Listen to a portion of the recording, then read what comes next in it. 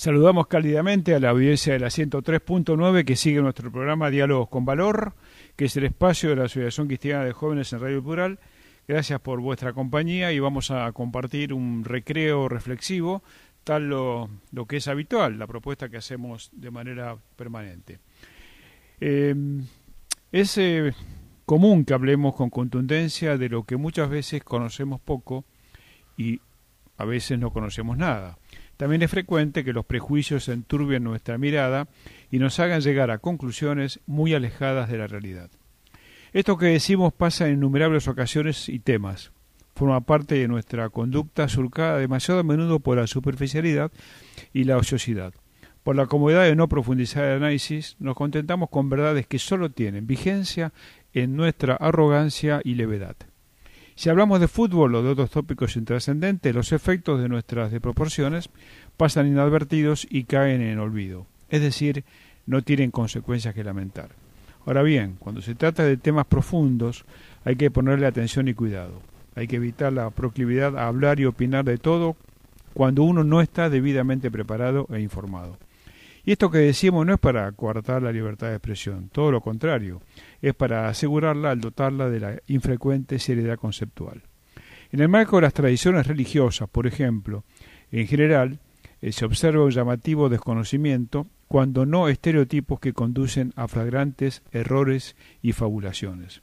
Aún los cristianos, y los católicos en particular, carecen de conocimientos básicos acerca del contenido de sus propias creencias.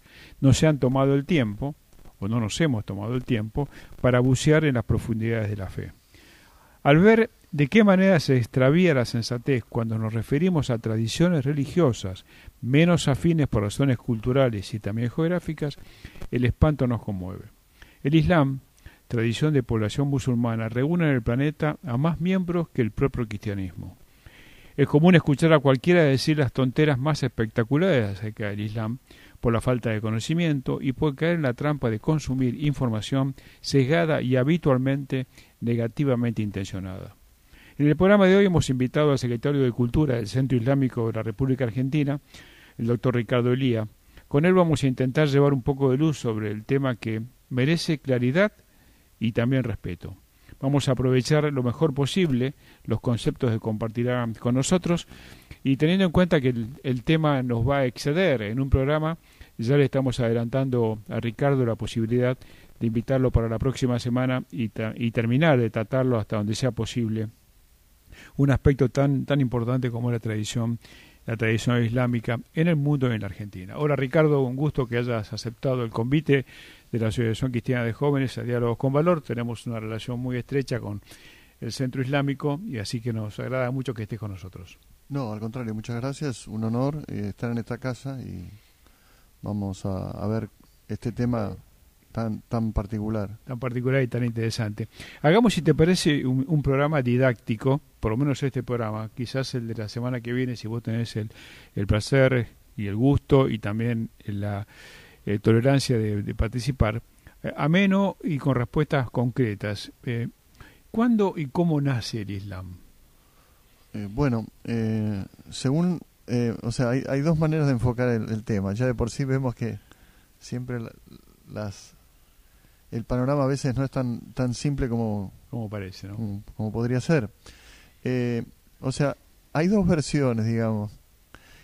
Una es los que ven al Islam desde afuera y otra es, por supuesto, como lo ven los musulmanes, ¿no? Para los musulmanes, el Islam empieza, por supuesto, desde el Altísimo, desde Dios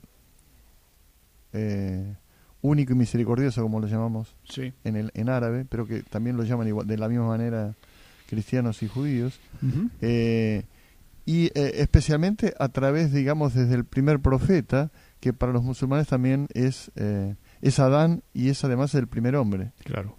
Entonces, en realidad, para el Islam, lo que nosotros conocemos como la tradición judía y la tradición cristiana es parte de la misma creencia. ¿Por qué? Porque en realidad, más allá de las traducciones del árabe, podemos utilizar el término monoteísmo como sinónimo de Islam. O sea, el Islam es el monoteísmo y el monoteísmo es el Islam.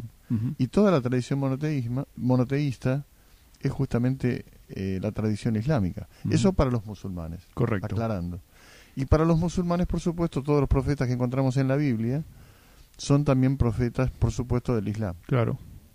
Con la particularidad de que para los musulmanes Jesús el Cristo es un profeta.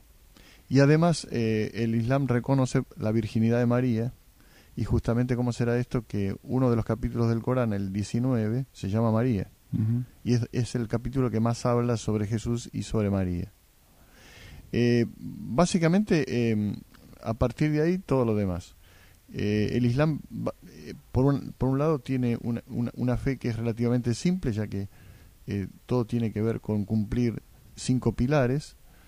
El más importante de ellos es el primero, porque después el resto, si el primero no se cumple, no tiene ningún valor. El primero dice, es lo que se conoce como digamos, el testimonio de fe, que es no hay divinidad sino Dios, la primera parte. Eso significa justamente que fuera de Dios no hay nada más, y Muhammad, o sea, Mahoma, como se dice en castellano, es el mensajero de Dios. Ujú. Es simplemente una reafirmación de su profecía, como sello de los profetas. O sea, para los musulmanes, después de Jesús, viene Muhammad y la profecía quedó sellada.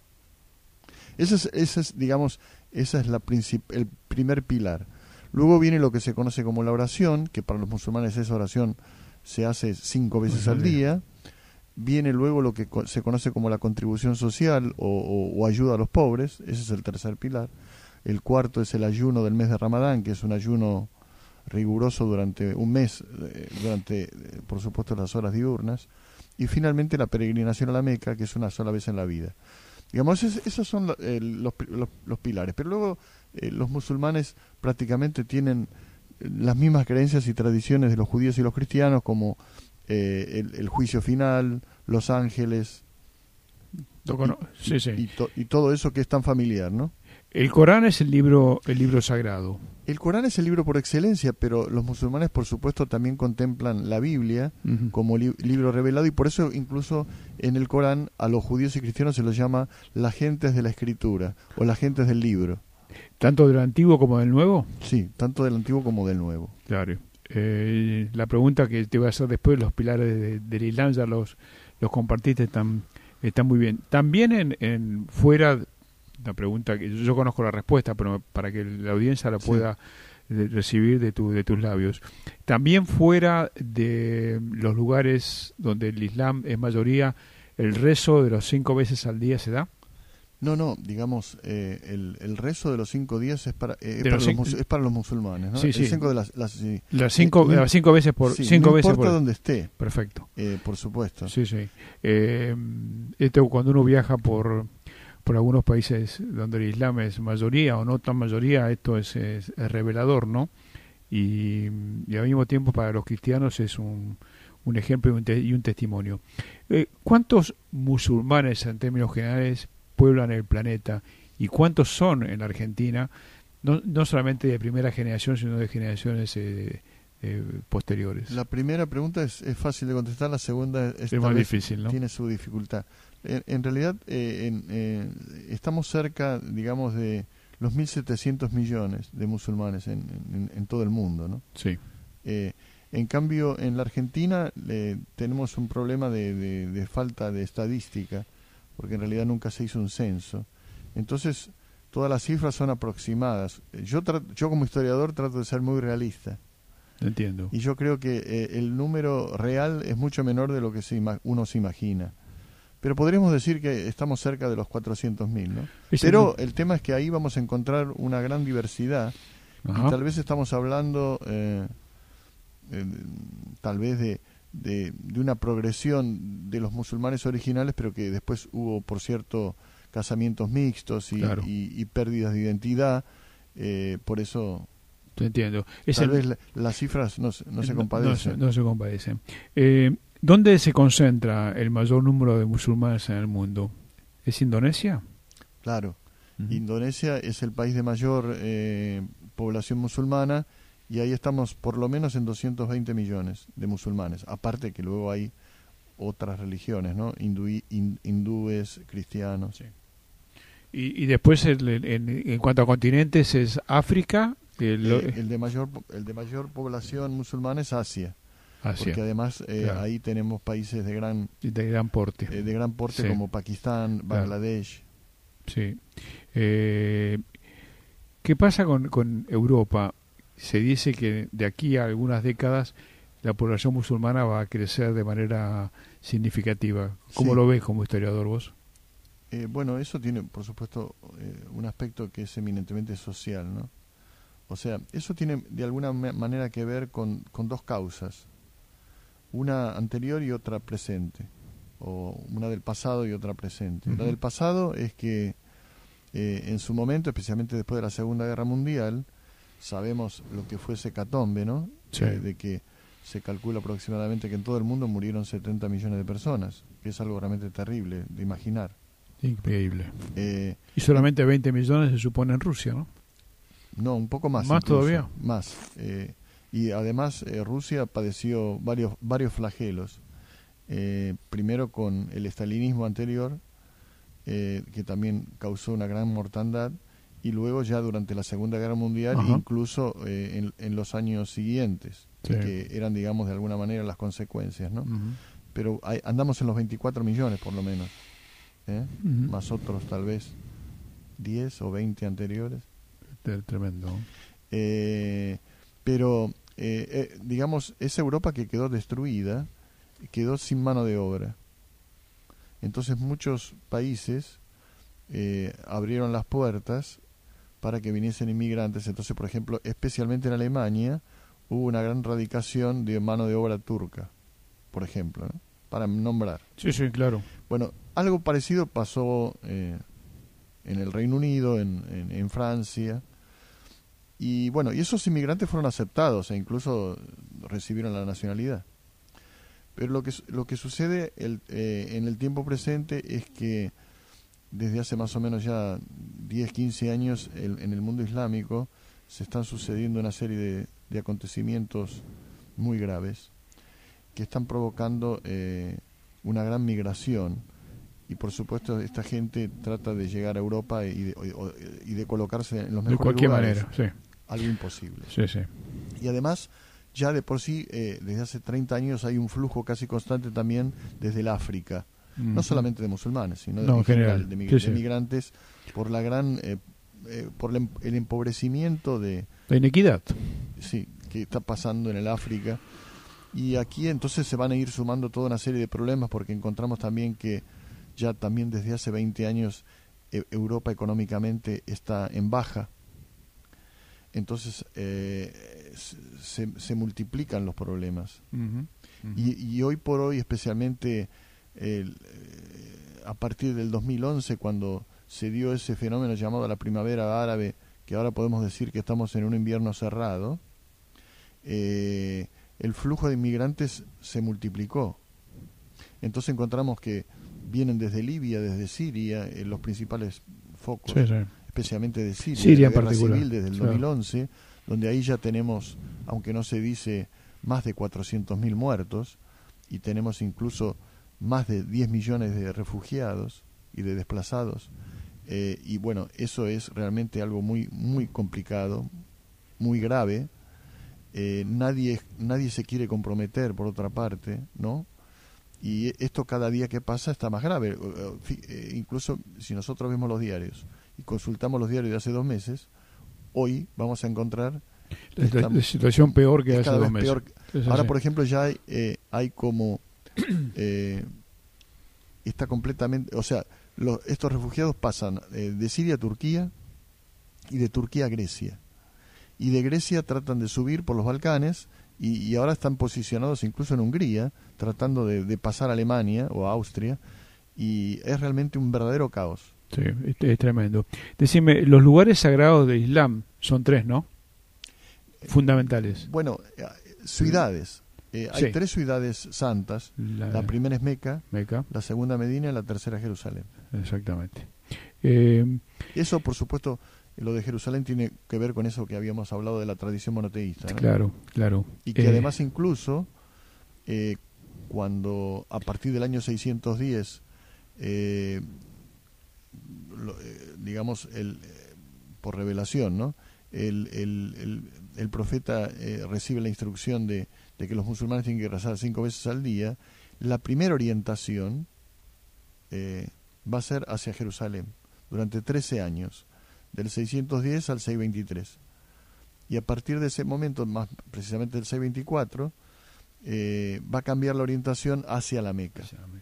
Pero Jerusalén fue la primera orientación. Se supone, no, la tradición dice que Muhammad, el profeta, subió a los cielos desde Jerusalén. Bueno, eso tiene que ver cuando estaba con vida. Y sucedió exclusivamente en una noche, por eso es que se conoce como el viaje nocturno. Ajá. El profeta fue trasladado por la grandeza de Dios desde la ciudad de Meca a Jerusalén en una noche, y ahí, más precisamente del lugar que se conoce como La Roca, donde hoy hay una mezquita que la contiene, llamada la Cúpula de la Roca, que es preciosa. Justamente asciende desde esa roca, que además tiene toda una tradición que ahora podemos contar también, asciende a los cielos. Y hay aquí una cosa muy interesante para mencionar, porque es un tema muy vasto, ¿no?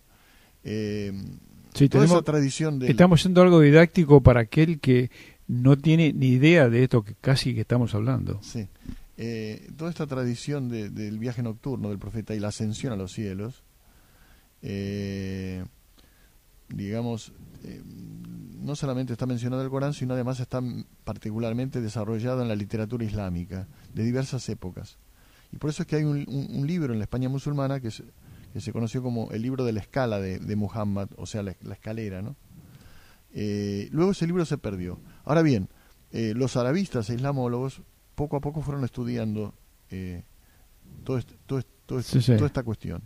Y es interesante porque un famoso arabista e islamólogo español, que además era un padre jesuita, Miguel Asín Palacios, en 1919 publicó una obra ante la Real Academia Española, que la presentó, y además recibió la aprobación teológica de la Iglesia con respecto a su libro, ¿no? Que se llamó La escatología musulmana en la Divina Comedia.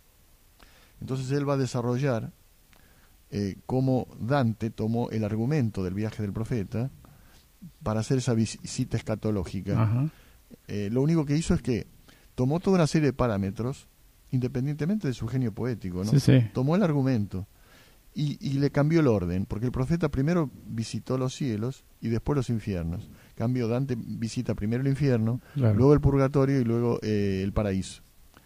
Esto lo desarrolló el padre, trajo una gran, digamos, controversia, especialmente entre los dantistas, que creían que era un sacrilegio. Pero finalmente, ¿qué sucedió? Que en el año 1949, justamente otro padre católico y un especialista italiano descubrieron en 2 universidades europeas 2 versiones del manuscrito de la escala. Y ahí encontraron que era prácticamente todo lo que el padre había desarrollado en su teoría, ¿no? Qué bueno, ¿no? Y eso después, hoy por hoy, los dantistas también acuerdan de que evidentemente Dante tomó el parámetro ese del argumento. Bueno, eso por supuesto acerca mucho también a los cristianos y a los musulmanes de algo en común, ¿no? Y además incluso Dante en su comedia habla muy bien de los musulmanes en general, menciona a Berroes como el gran comentarista, ubica a Saladino como un hombre caballeresco, bueno, etcétera. Qué bueno. Recordamos a la audiencia que estamos dialogando con Ricardo Elía, que es el secretario de Cultura del Centro Islámico de la República Argentina. ¿Cómo se explica, o qué significa, si se puede explicar, la ley islámica o la sharia, como se la conoce habitualmente? ¿Qué es exactamente eso para aquellos más neófitos como yo, por ejemplo? La sharia, que es, digamos, el vocablo árabe equivalente a ley, y también se puede decir el derecho islámico, fiqh en árabe, es eso, ¿no? Es un derecho, como puede ser la ley inglesa o el Código de Justiniano, digamos, es todo el cuerpo jurídico por el cual los musulmanes legislan, ¿sí? Y simplemente es una interpretación de los doctores de la ley, de los teólogos, para poder de alguna manera no solamente interpretar el Corán, sino llevar a cabo una legislación para que la comunidad pueda justamente desarrollarse y toda una serie de asuntos sean apropiadamente tratados, ¿no? Digamos, es muy vasto esto del derecho islámico, digamos, es como que contempla todo lo que sucede, o sea, en las 24 horas, y por supuesto consta de toda una serie de secciones. Aquí viene un tema que no es menor, y que esto lo conocemos justamente porque nosotros tenemos también una ley aquí en la Argentina, como hay leyes en todas partes, y todos los países justamente se rigen por leyes, por cánones, y es la cuestión de cómo se aplica esa ley, ¿no?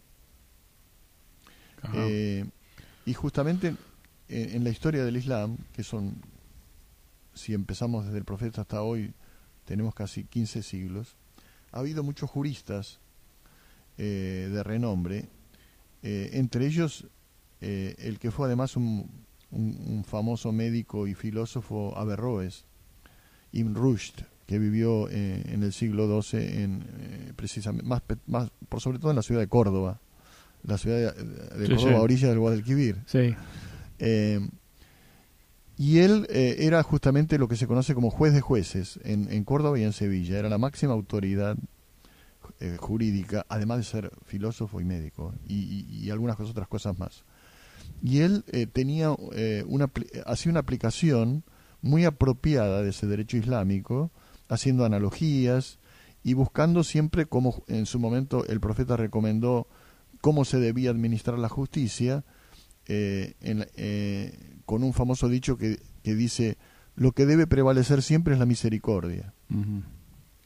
Lamentablemente esto, hoy, muchos juristas en el mundo islámico no tienen esto como modelo, esto que estamos hablando. No solamente lo que aplicaba Averroes, sino tampoco las instrucciones del propio profeta. Uh-huh. Como vamos a ver seguramente más adelante, Seguro. también el profeta en el año 623, hablando de justicia, emitió un edicto que está conocido como la Constitución de Medina, porque él en ese momento estaba viviendo en Medina, ya había hecho la migración desde la Meca, y en esa Constitución de Medina está estipulado que los musulmanes, hasta el día del juicio final, deben proteger y ayudar a los judíos y a los cristianos, y deben proteger las iglesias, deben proteger su vida, deben ayudar. Los cristianos y los judíos están exentos de impuestos especiales, y el propio profeta dice que él con su ejército se compromete a esto en el nombre de Dios hasta el día del juicio final, y que aquel que no cumple con esto es un enemigo de Dios y de su profeta. Interesantísimo. Esto es un anticipo de... Sí, lo que vamos a conversar es solamente, no sé si en este programa o en el que viene. ¿Cuál es, en términos generales, hoy la relación Islam-cristianismo? No sé si decirlo Islam-cristianismo o Islam-catolicismo, si hay que dividir esto del catolicismo. No, es el Islam, podríamos decir el Islam y la cristiandad. Sí. También podemos usar la palabra cristianismo. Bueno, en realidad es interesante porque en estos 1400 años de relaciones entre cristianos y musulmanes hubo toda una serie de episodios que lamentablemente son prácticamente desconocidos, no solamente para la gran mayoría de los cristianos, sino también para la gran mayoría de los musulmanes. Esto es patético de alguna manera decirlo, ¿no? Pero es así. Y lamentablemente esta historia hay que dividirla en dos partes, ¿no? Una es una historia que sobre todo tuvo que ver mucho con los intereses políticos y económicos, en consecuencia una historia no religiosa, que además no tiene absolutamente nada que ver con la religión, y la otra en la que abundan estos ejemplos de encuentros e interacción entre cristianos y musulmanes, que es la desconocida, ¿no? Lamentablemente conocemos la otra. Claro. No sé si por eso de que algunos periodistas dicen que la buena noticia no es noticia, Claro. pero estas buenas noticias son ignoradas, pero abundan, y entre ellas podemos destacar, por ejemplo, esto de la Constitución de Medina. Sí, claro. Un tema no menor, que cuando los musulmanes entran en Jerusalén en el año 638, el segundo califa del Islam, que es Omar bin al-Khattab, es una entrada absolutamente incruenta, ¿no? No hay ningún tipo de guerra. Simplemente había colapsado la provincia bizantina, entonces los musulmanes, porque pertenecía a este lugar al Imperio Bizantino, los musulmanes entran en Jerusalén, y el patriarca de la ciudad, que es Sofronio, acompaña al califa Omar bin al-Khattab a visitar la iglesia del Santo Sepulcro. Uh-huh. Justo cuando están ahí va a llegar el momento de la oración del mediodía, y entonces el patriarca Sofronio va a invitar al califa a rezar en la iglesia, y es entonces cuando el califa se va a negar a rezar en la iglesia y va a hacer su oración fuera de la iglesia. Luego le va a aclarar al patriarca que la razón es porque en el futuro, pensando en el futuro, tal vez algún musulmán o algunos musulmanes pueden interpretar de que si el califa rezó dentro de la iglesia, esa iglesia se tenía que convertir en una mezquita. Y justamente una de las instrucciones de la Constitución de Medina, del profeta, es que de ninguna manera se puede convertir una iglesia o cualquier otro templo en una mezquita. Qué interesante. Sí. Está muy bueno. Ya hiciste referencia en el Corán los comentarios y las consideraciones sobre Jesús y María. Muy interesante, y cosa que también se desconoce, ¿no? Que, como bien dijiste antes, eso está en el capítulo 19. Sí, perfectamente. El Islam reconoce a Jesús como profeta y a María casi la venera. Y también reconoce, por supuesto, la virginidad de María, sí, y que María tuvo a Jesús de manera milagrosa, ¿no? Sí, exactamente. Contanos ahora un poco, para salir de este tema, vamos a volver en el programa que viene. Contámonos un poco en estos últimos minutos sobre las actividades del Centro Islámico de la República Argentina, que son tan importantes, que los conocemos mejor ahora, las actividades culturales, educativas, así en un breve resumen. Bueno, el Centro Islámico de la República Argentina es una entidad que nació en 1931, en 1932 recibió la personería jurídica, y luego a lo largo del tiempo va a ir desarrollando toda una serie de tareas, y también incluso va cambiando de sede, hasta que finalmente a partir de 1968 va a estar en la sede actual de la Avenida San Juan.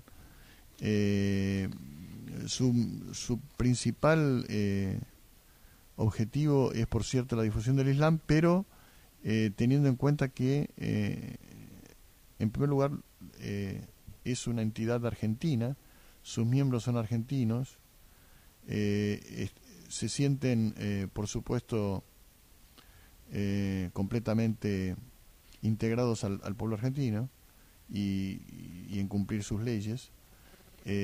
Incluso eso tiene que ver con una tradición del Islam en la que hay un dicho del profeta que el amor a la patria es parte de la fe.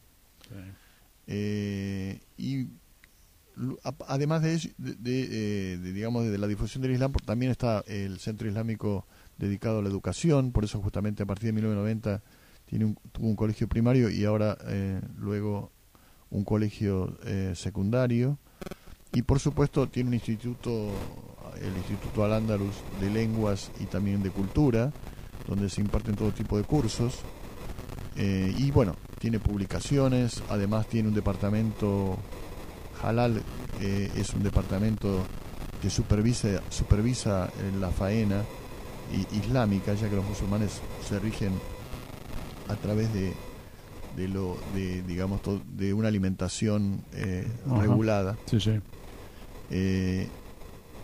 Y por sobre todo también el Centro Islámico es un puente, ¿no? Porque siempre ha tenido como tradición, por eso tiene una consigna que dice: Argentina, ejemplo mundial de convivencia, ha tenido siempre un permanente diálogo con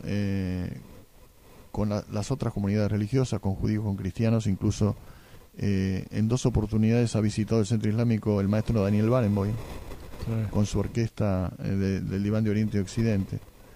Y incluso en el 2004 y 2005 y en otros años sucesivos también en el Centro Islámico y en otros lugares, el colegio que lleva el nombre del segundo califa, Omar bin al-Khattab, sus alumnos juraron la bandera el 20 de junio junto a alumnos judíos y cristianos.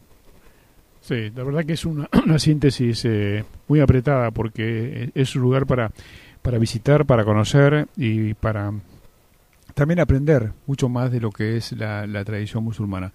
Ricardo, te comprometo para la próxima semana. Muchas gracias por acompañarnos. No. Excelente los comentarios. Seguramente la audiencia los habrá apreciado tal como lo apreciamos nosotros. Muchas gracias. No, gracias a ustedes.